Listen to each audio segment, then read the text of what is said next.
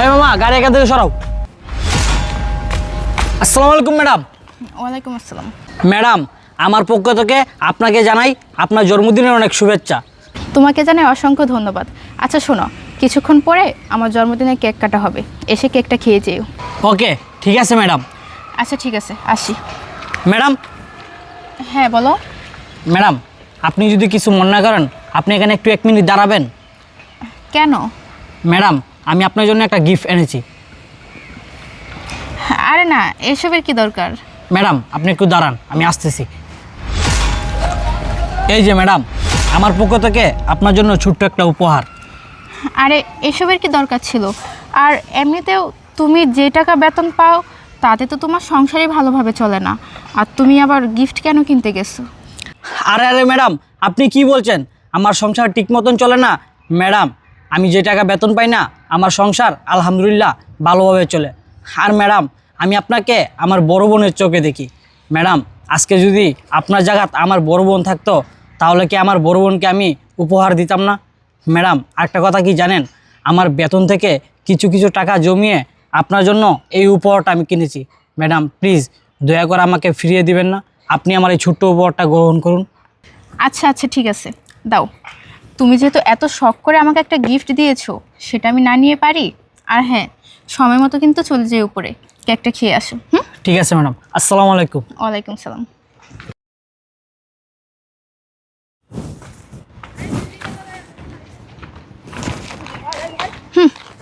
ছোট লোকের বাচ্চা, ও সাহস কিভাবে হয়? সামান্য একটা কেয়ারটেকার হয়ে ও আমার বার্থডেতে গিফট করে। আবার কি বললো, আমাকে নাকি বড় বোনের চোখে দেখে। এই সামান্য একটা গিফট দিয়ে সে আমাকে বড় বোন বানাতে চায়, আমার সাথে সম্পর্ক গভীর করতে চায়। কিন্তু ও তো আর জানে না, ওদের মতো এসব ছোট লোকদের আমি কোনো পাত্তাও দিই না। কি একটা গিফট দিয়েছে, সামান্য একটা ছোট লোকের বাচ্চা করে তো কেয়ারটেকারগিরি, আবার আমাকে গিফট দেয়। ধুর, যত সব। যাক, ম্যাডাম অবশেষে আমার এই উপহারটা গ্রহণ করলো। আজকে আমি অনেক খুশি। আমি হয়তো ভাবছিলাম আমি তো সামান্য কেয়ারটেকার, তাদের বাসায় কেয়ারটেকারের চাকরি করি, ম্যাডাম আমার উপহারটা গ্রহণ করবে না। আর আজকে ম্যাডাম আমার উপহারটা গ্রহণ করলো। আমি যেমন ম্যাডামকে আমার বড় বোনের চোখে দেখি, ম্যাডাম হয়তো তার ছোটো ভাইয়ের চোখে আমাকেও দেখে। যাক, আমি আজকে অনেক খুশি। কি ব্যাপার? আরে এটাই তো সেই গিফটটা আমি যেটা ম্যাডামকে দিয়েছিলাম। এটা আমি কি দেখছি? ম্যাডাম হয়তো আমার গিফটটা পছন্দ করলো না, আর পছন্দ করবেই কিভাবে? আমি তো সামান্য কেয়ারটেকার, 2 টাকার চাকরি করি, আর ম্যাডাম তো কত বড় বিল্ডিংয়ের মালিক। আসলে কি, গরিব তো গরিবেই থাকে। আমারই বুঝার ভুল ছিল যে বড় লোকরা কোনোদিন গরিবদের ভালোবাসে না। আমি এত কষ্ট করে আমার বেতন থেকে কিছু কিছু টাকা জমিয়ে ম্যাডামের জন্য এই ছোট্ট উপহারটা কিনলাম, আর ম্যাডাম কী করলো? আমার থেকে নিয়ে সেই উপহারটা ডাস্টবিনে ফেলে দিল। আসলে আমার এই বুঝার ভুল ছিল।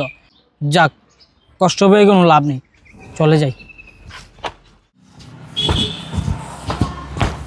আসসালামু আলাইকুম স্যার। হ্যাঁ, ওয়ালাইকুম আসসালাম। রাজু, তুমি কি জানো না তোমার ম্যাডামের আজকে জন্মদিন?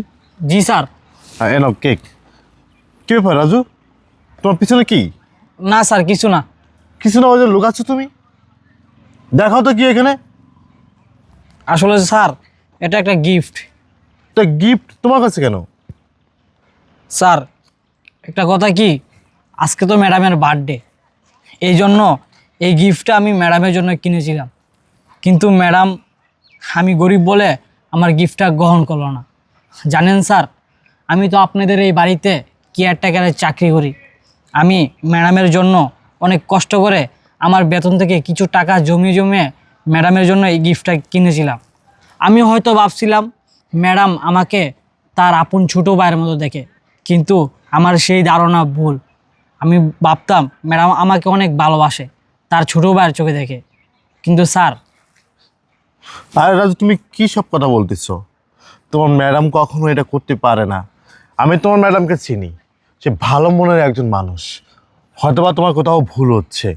তোমার ম্যাডামের আজকে জন্মদিন, জন্মদিন উপলক্ষে সে অনেক ধনী, তার অনেক ফ্রেন্ড সাইকেল আছে, তাদেরকে দাওয়াত দিচ্ছে। এমনকি তোমাকেও কিন্তু দাওয়াত দিয়েছে, আমি যেটা জানি। আমি তার কাছে জিজ্ঞেস করেছিলাম আমাদের বাসার যে সিকিউরিটি গার্ডটা আছে তাকে কি তুমি দাওয়াত করেছো? সে আমাকে বলেছে হ্যাঁ আমি তাকেও দাওয়াত করেছি, কিন্তু তোমাকে আমি উপরে দেখলাম না। না দেখে তোমার জন্য কিন্তু আমি কেক নিয়ে এসেছি তোমাকে দেওয়ার জন্য। আর হ্যাঁ, তুমি যেটা বলছো আমাকে তোমার ম্যাডাম তোমার এই গিফটটা নেয় নাই, এটা তোমার মনে হচ্ছে কোথাও ভুল হচ্ছে।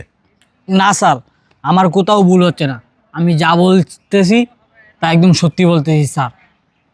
কি বলো? আচ্ছা ঠিক আছে, তুমি মনে কষ্ট নিও না, দাও গিফটটা আমাকে দিয়ে দাও। এই গিফটটা আর এই যে তোমার কেক, তুমি কেকটা খাও। তোমার গিফটটা আমি নিলাম। হ্যাঁ, তুমি একটা কাজ করো রাজু, এই ঘড়িটা তুমি রাখো।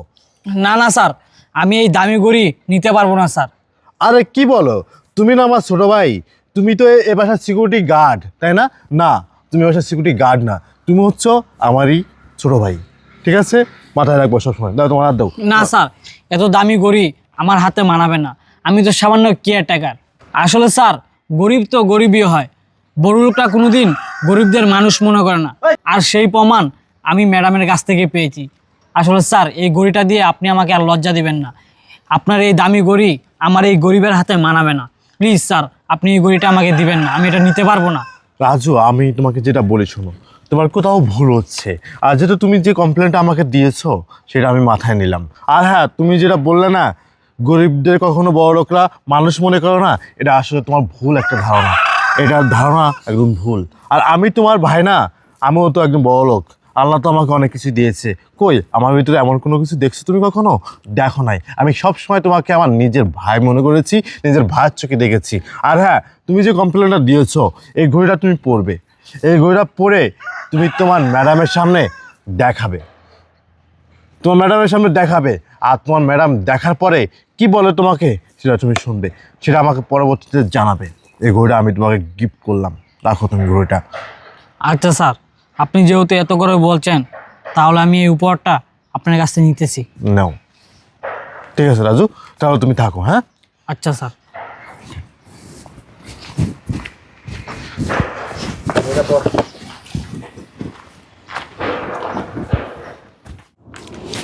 আসসালামু আলাইকুম ম্যাডাম।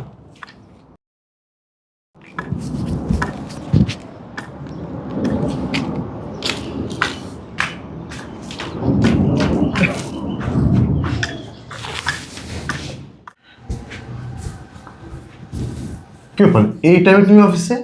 দরকার ছিল।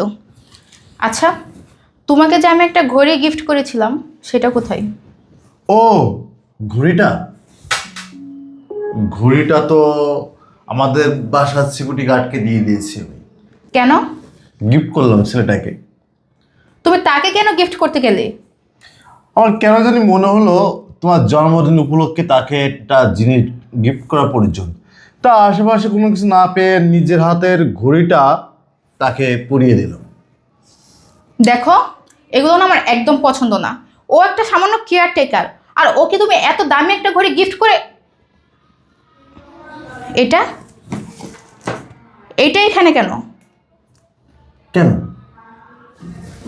এই গিফটটা কি তুমি চেনো নাকি? হ্যাঁ, চিনি। কীভাবে ছিল তুমি? এই গিফটটাই ওই ফকিন্নির বাচ্চাটা আমাকে করেছিল আমার বার্থডে উপলক্ষে। ও কিভাবে ভাবলো ওর এই গিফট আমি নিব? ওর মতো সামান্য একটা ছোট লোকের বাচ্চা আমাকে গিফট করবে, আর সেই গিফট আমি গ্রহণ করব? কখনোই না। ও আচ্ছা, ও ফকিন্নির বাচ্চা। ও ফকিন্নির বাচ্চা মানে আমার বাসার সিকিউরিটি গার্ড হচ্ছে ফকিন্নির বাচ্চা। ও মাই গড, কি নাইস নাইস ল্যাঙ্গুয়েজ। আসলে আমরা ভুলে যাই যে আমরা ভদ্র ঘরের সন্তান। আমরা ভুলে যাই যে আমরা শিক্ষিত পরিবার থেকে বেড়ে উঠেছি। কিন্তু আসলে কিছু কিছু কার্যকলাপ এতটাই জঘন্য হয়ে যায়, ল্যাঙ্গুয়েজগুলো এতটা লো স্কেলে চলে আসে, আসলে নিজের কাছে তখন অশিক্ষিত মূর্খ মনে হয়। একটা অশিক্ষিত মূর্খ এত নিখুঁতভাবে বাজে ব্যবহারও করে না যেমনটা তুমি করছো। আচ্ছা, তুমি তো একটা শিক্ষিত ঘরের ভদ্র মেয়ে, তার ব্যবহারটা এত নোংরা কেন তোমার? তুমি কি বললে যে ফকিন্নির বাচ্চা? আসলে একটা শিক্ষিত মেয়ে কখনো এই ধরনের ল্যাঙ্গুয়েজগুলো না ব্যবহার করে না। আমার এখন মনে হচ্ছে আসলে তুমি অশিক্ষিত, মূর্খ, অশিক্ষিত ফ্যামিলি থেকে উঠে আসছো তুমি। চুপ করো তুমি। অনেকক্ষণ ধরে তোমার কথা শুনতেছি। কি মনে করো? হ্যাঁ, কি মনে করো নিজেকে? এই সামান্য একটা ছোট লোকের বাচ্চার জন্য তুমি জানো তাই আমাকে বলে যাচ্ছ। সমস্যাটা কি? হ্যাঁ, তোমার সমস্যাটা কোথায়? আমি ওর গিফট নেইনি বলে তোমার সমস্যা? কেন নিব? ওর এই সামান্য টাকার গিফট আমি কেন নিব? আমার কি নিজের একটা আত্মসম্মান নেই? আমি ওর গিফট নিলে লোকে আমাকে কি বলবে? দেখো, তোমার মতো না এত দরদ আমার নেই। তুমি যেরকম ছোট লোক দেখলে দরদ উতলাই পড়ে তোমার, ওরকম দরদ না আমি দেখাতে পারি না, তাই না? একদম কথাবার্তা মুখ সামনে বলবা। হ্যাঁ, আমি তো খুব বাজে কথা বলতেছি, আমি তো খারাপ ব্যবহার করতেছি, আমার মুখ থেকে তো বাজে ল্যাঙ্গুয়েজগুলো বেরোচ্ছে, তাই না? আর তুমি কি সব কথা বলছো? তুমি কিসের এত অহংকার দেখাচ্ছ? আমাকে বলো, কিসের অহংকার তোমার? টাকার অহংকার? তোমার অহংকার টাকা আছে, বাড়ি আছে, গাড়ি আছে, এই জিনিসের অহংকার দেখাচ্ছ তুমি? তুমি ভুলে যেও না তোমার অতীত। তুমি ভুলে যেও না তোমার অতীত। তোমার অতীতে তুমি কি ছিলে, আজকে কোথায় আইছো, কার মাধ্যমে তুমি আজকে তোমার এই পজিশনে তুমি দাঁড়িয়ে আসছো, তুমি ভুলে যেও না। আর হ্যাঁ, তুমি কাকে তুমি এইসব বাজে ল্যাঙ্গুয়েজ ভাষায় গালি দিচ্ছ, কাকে তুমি ভুলে যাচ্ছ? সে আমাদের বাসায় বিগত 5 বছর যাবৎ সিকিউরিটি গার্ডের চাকরি করে। হতে পারে সে গরিব, হতে পারে সে গরিব, তাই বলে কি তাকে তুমি বাজে ব্যবহার করবা, তাকে বাজে গালি দিবা, তার দেওয়া গিফটটা তুমি ডাস্টবিনে ফেলে দিবা? তোমার বুঝতে হবে ওই ছেলেটা অল্প অল্প করে টাকা জমিয়ে তোমার জন্মদিনে ছোট্ট একটা গিফট তোমাকে করেছে। হোক না, হোক না গিফটটা ছোট অ্যামাউন্টের, হোক না গিফটটা ছোট্ট একটা জিনিস, কিন্তু তোমার করণীয় কী ছিল? তোমার করণীয় কী ছিল? তোমার করণীয় ছিল এটা, এই গিফটটা তোমাকে গ্রহণ করা প্রয়োজন ছিল, সেটা তুমি গ্রহণ না করে তুমি এই গিফটটা ডাস্টবিনে ফেলে দিয়েছো। তাহলে বুঝতে হবে তুমি এটা কতটা নিচে নেমে গেছো। আসলে মানুষ বলে যে পড়াশুনো করেই শিক্ষিত হলে বড় শিক্ষিত হওয়া যায়, আসলে না, পড়াশুনো করে শিক্ষিত হলেই শিক্ষিত বলে না, সার্টিফিকেট থাকলেই শিক্ষিত বলে না। শিক্ষিত ব্যবহারে, শিক্ষিত কথাবার্তায়, যেটা তোমার ভিতরে নাই, যেটা তোমার ভিতরে নাই। আর তোমার সাথে আমি এত কথা কেন বলতেছি?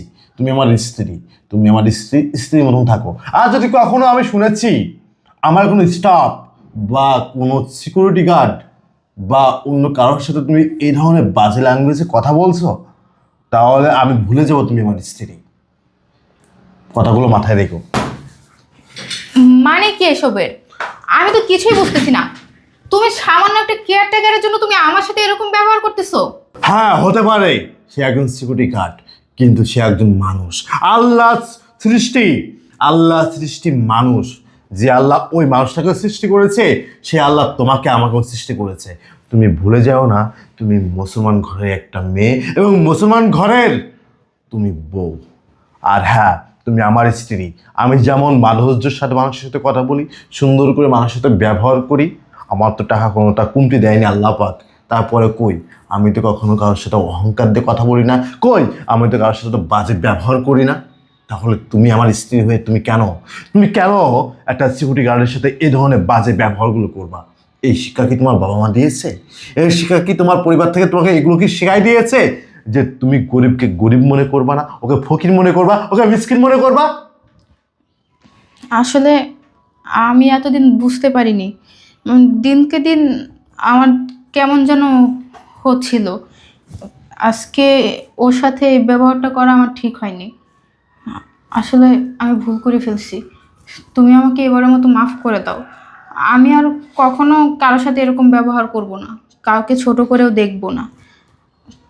যেহেতু তুমি তোমার নিজের ভুলটা বুঝতে পেরেছো, আর হ্যাঁ, আজকে তোমার জন্মদিন, জন্মদিন উপলক্ষে তোমাকে এত সুন্দর করে বুঝাইতে পারছি, এটা নিজেকে ধন্য মনে হচ্ছে যে আমি তোমাকে বুঝাইতে পারছি, তোমার অহংকারটা আমি ভেঙে দিতে পেরেছি।